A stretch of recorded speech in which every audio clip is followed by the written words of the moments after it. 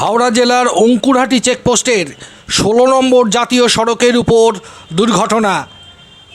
এই দুর্ঘটনায় গুরুতর জখম হয়েছেন বেশ কয়েকজন। তার মধ্যে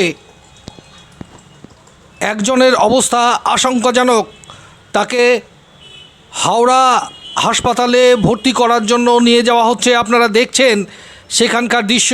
কিছুক্ষণ আগে সিগন্যাল টপকে একটি টাটা 407 গাড়ি সজোরে ধাক্কা মারে কিছু মোটর বাইক সহ এই পথচারীকে। যিনি রাস্তা পার হতে যাচ্ছিলেন সে গুরুতর জখম অবস্থায় পড়ে যায়। আপনারা দেখছেন তাকে উদ্ধার করে নিয়ে যাওয়া হচ্ছে পুলিশের গাড়িতেই হাওড়া হাসপাতালে।